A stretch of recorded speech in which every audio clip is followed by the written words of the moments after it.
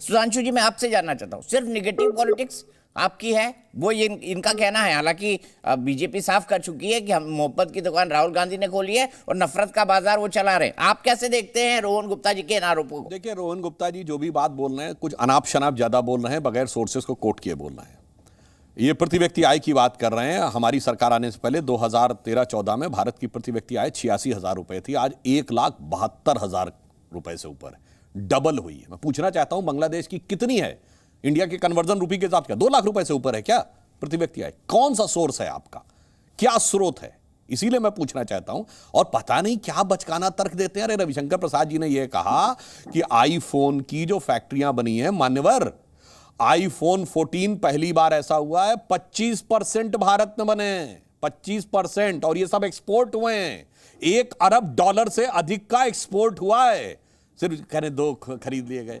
हाँ, मैं समझता हूं, मगर ये भी मैं कहना चाहता हूं, ये कहां से शिफ्ट होकर आई है? चाइना शिफ्ट होकर आई है ना फैक्ट्री। और सिर्फ आईफोन की फैक्ट्री में, एप्पल की फैक्ट्री में ही कर्नाटक में बवाल हुआ था, तोड़फोड़ हुई थी, आगजनी हुई थी, करोड़ों रुपए की वो लूट ली गई थी, मतलब इन्वेंट्री लूट ली गई थी।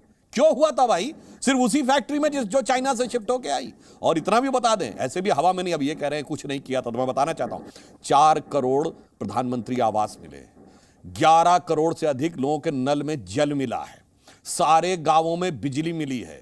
भारत आज की डेट में 2nd biggest manufacturer of computer mobile handset हुआ है। आज कितनी फैक्ट्री? 240। आपके जमाने में थी 2 ठो।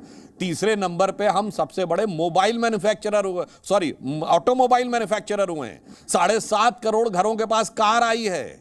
आपके हिसाब से कुछ भी सृजित नहीं हुआ है। 37 किलोमीटर पर डे सड़क बन रही है, आसमान से जिन्नात आके बना रहे हैं, कोई रोजगार नहीं सृजित हो रहे हैं। और 90% से अधिक रेलवे का इलेक्ट्रिफिकेशन हो गया है, कोई रोजगार नहीं सृजित हो रहे हैं। आज भारत में सबसे ज्यादा मोबाइल मैन्युफैक्चर हो रहे हैं, कोई रोजगार नहीं सृजित हो रहे हैं। हमने युद्ध पोत बना लिया, विमान वाहक, कोई रोजगार नहीं सृजित हो रहे हैं। हमने आज 1 लाख करोड़ रुपए का डिफेंस का एक्सपोर्ट किया है। पहली बार हम intermediate range ballistic missile export करने की स्थिति में आए। ब्रह्मोस, फिलीपींस पहला देश बना है जिसने कि वो ऑर्डर लिया है। इसमें कुछ नहीं हुआ है। मुझे समझ ही में नहीं आता है जनाब। मैं सारे उदाहरण, फैक्ट, डाटा के साथ बोल रहा हूं, आप लगातार इस बात को इस प्रकार से बोलते चले जा रहे हैं। पूछना चाहता हूं, आपके जमाने में कितना था डिफेंस एक्सपोर्ट, बताइए।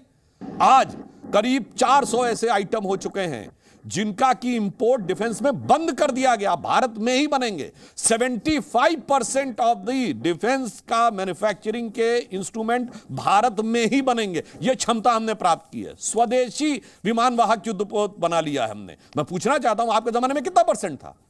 आपके जमाने में तो वो स्थिति थी, हमारे वैज्ञानिकों में वो क्षमता थी कि वो चंद्रयान और मंगलयान बना सकते थे, मगर हवाई जहाज नहीं बना सकते थे। ये बताइए, इंटरकॉन्टिनेंटल बैलिस्टिक मिसाइल आपके जमाने में ही बन लेता था, मगर असॉल्ट राइफल नहीं बन सकती थी। क्यों नहीं बनती थी भाई? सिर्फ इसलिए कि खरीद होती रहे और सारी सेटिंग गेटिंग चलती रहे। आज असॉल्ट राइफल भी बन रही है, इंटरमीडिएट रेंज मिसाइल भी बन रही है, विमान वाहक युद्धपोत भी बन रहा है, टुमकुर में हेलीकॉप्टर भी, युद्धक हेलीकॉप्टर भी बन रहा है, और मोबाइल हैंडसेट भी बन रहा है। परंतु उसके और सीएमआई के डाटा की बात कहते हैं तो मैं इनसे चुनौती देख पूछता हूं, पिछले 6 महीने का सीएमआई का डाटा कंटिन्यूअस दिखाएं। कितनी है रेट ऑफ बेरोजगारी, बताइए मुझे, और रेट ऑफ इन्फ्लेशन, तीनों का डाटा दिखाइए 6 महीने का। हवा में आके पिक एंड चूज करके कुछ भी बोलने लगते हैं। और मैं दीपक जी ये भी कहता हूं, कांग्रेस के एक नहीं दर्जनों प्रवक्ताओं ने बोला होगा 50 साल की सबसे बड़ी बेरोजगारी, 50 साल की सबसे बड़ी महंगाई, 50 साल की सबसे बुरी अर्थव्यवस्था। हम पूछना चाहते हैं 50 साल में कितने साल आते हैं, बोलिए। अगर मैं पूछना चाहूं तो जब 91 में सोना गिरवी रख दिया गया था, 2-2 बार रुपए का डिवैल्यूएशन हुआ था, उस जमाने में से लेके उस समय स्थिति खराब थी, देश एकदम कंगाल होने कगार पे आ गया था। प्रचंड बेरोजगारी थी, प्रचंड महंगाई थी, 14.5% की रेट ऑफ अनएम्प्लॉयमेंट थी। नहीं, वो नहीं था। आज की डेट में गड़बड़। और मैं इस चीज से पीछे नहीं हट रहा हूं। बोलो भाई, राहुल गांधी जहां खड़े होकर बोले दुनिया का सबसे विकसित देश है, उसकी अर्थव्यवस्था की स्थिति अच्छी है कि आज हमारी अर्थव्यवस्था की स्थिति अच्छी है? मैं पूछना चाहता हूं आपसे। वहीं पर तो सिलिकॉन वैली है ना, जहां सॉफ्टवेयर था। आज डिजिटल रिवॉल्यूशन यहां पे प्रधानमंत्री जी लाने में सफल हुए हैं। डायरेक्ट बेनिफिट ट्रांसफर के द्वारा आप 40% की बात करें, 85% कमीशन वाली सरकार थी। और ये 85% कमीशन की बात किसी कॉन्ट्रैक्टर ने नहीं बोली थी रोहन जी, सदन के पटल पर खड़े होकर भारत के इतिहास में आज तक का सबसे बड़ा बहुमत प्राप्त करने वाले प्रधानमंत्री स्वर्गीय राजीव गांधी ने बोली थी। आज मोदी जी ने उस टेक्नोलॉजी का यूज करके 100 का 100 पैसा पहुंचाना शुरू किया। तो मैंने तो आपको इतने सारे फैक्ट गिना दिए जिसमें कोई किंतु परंतु का स्कोप नहीं है। और अगर फिर भी आप आंकड़ों की बाजीगरी करना चाहें तो मैं तो कहना चाहता हूं हर आदमी के हाथ में मोबाइल है। 92% मोबाइल हमारे भारत में बन रहे हैं, 92%। और इसीलिए मैंने आपको कहा आप अपने जमाने में बताइए कितना डिफेंस एक्सपोर्ट होता था। बोलिए आप। दीपक जी, हाँ जवाब दीजिए। इन्होंने बड़ा भाषण दे दिया। मेरा नेटवर्क थोड़ा सा इश्यू है, इसीलिए सुधांशु जी का भाषण जो है पूरी तरह नहीं सुन पाया। देखिए दीपक जी, पूरा देश भाजपा को देख रहा है। जो उन्होंने गोल पोस्ट सेट की, हमने तो नहीं कहा था कि मोदी जी देश के सामने कहे कि हम 2 करोड़ रोजगार देंगे। हमने तो नहीं कहा था कि हम 15 लोग हर भारतीय के घर में देंगे। हमने तो नहीं कहा था कि हर भारतीय को घर जो है 2022 तक नहीं मिल जाएगा। हमने तो नहीं कहा था कि किसानों की आय 2022 तक हम लोग दुगनी कर देंगे। हमने तो नहीं कहा था कि हर घर में जल नल होगा, हर नल में जल होगा। हमने तो नहीं कहा कि पूरे देश को जो 24 घंटे बिजली 2022 तक मिल जाएगी। हमने तो ये सब वादे नहीं किए थे ना। आज सुधांशु जी गोल पोस्ट क्यों शिफ्ट कर रहे हैं? बताएं मुझे, अगर इतनी ईमानदारी से छाती ठोक के बताएं, क्या मोदी जी ने जो वादे देश को किए थे वो पूरे कर पाए हैं? आप आंकड़ों की बाजी करिए, आप मेरे सामने मत कीजिए। मैं बहुत सिंपल आदमी हूं, मैं सिंपल सवाल पूछ रहा हूं। क्या मोदी जी ने देश के सामने जो गोल पोस्ट सेट की थी वो पूरी की? जवाब है नहीं। आप अपने आंकड़े मत दिखाइए, आपकी जो गोल पोस्ट और असलियत में क्या फर्क है वो देश के सामने दिखाइए। दूसरी बात, आपने कहा इन्फ्लेशन।